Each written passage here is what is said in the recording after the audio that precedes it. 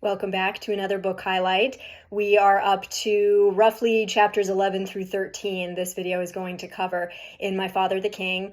And this is the first real turning point for Mephi. His turning points sort of coincide with the three parts of this book. Setting it up that way helped me keep his character arc in mind and make sure he was developing as a person.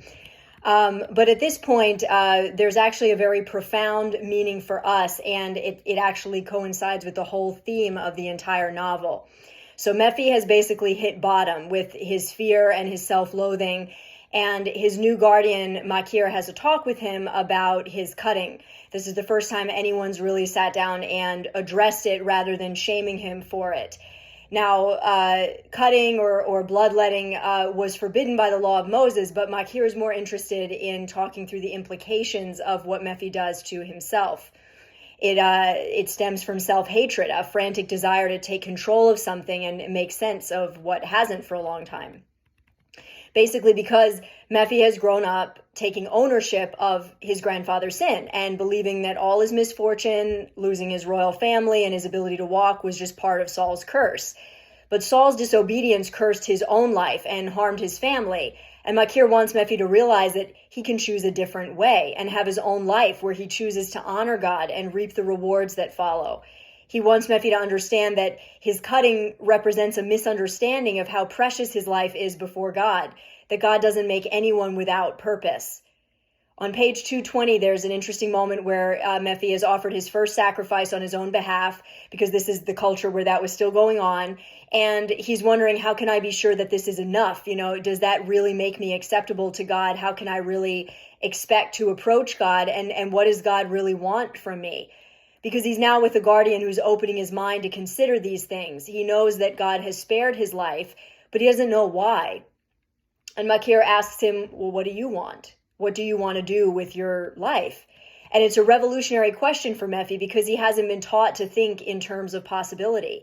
He was taught to look only at his disability and nothing else, and believe that if he couldn't be the prince he was born to be, then his life doesn't have meaning. There's nothing left.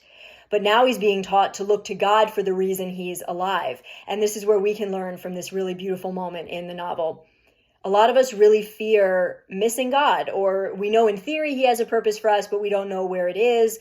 Or like Mephi, our faith is bruised from years of believing that we didn't have one, or we failed in such a big way that we can't achieve anything.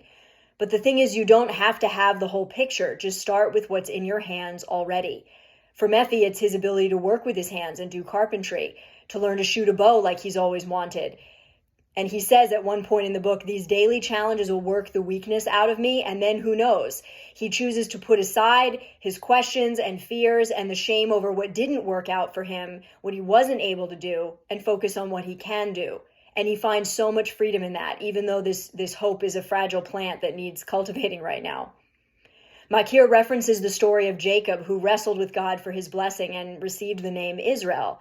Now, all of Israel knew what it was like to have to contend for a blessing that was already promised. And Makir encourages Mephi, just because you were born a prince doesn't mean you don't have to have a fight ahead of you.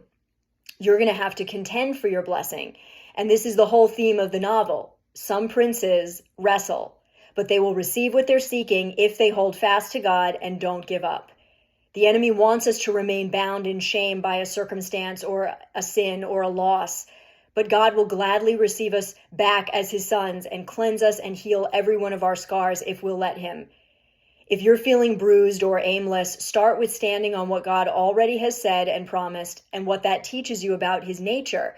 And as you pursue him in that, in what he's given you, those desires, as simple as they are, if they're God-given, will be so good for you, because putting them out there, getting involved in what God has given you already, is a different type of sacrifice. It's a living sacrifice where you cultivate a daily walk with God, doing what he's given you, and bigger doors will open from there. Don't be afraid of the wrestling match. It is meant to equip you and strengthen you, not harm you.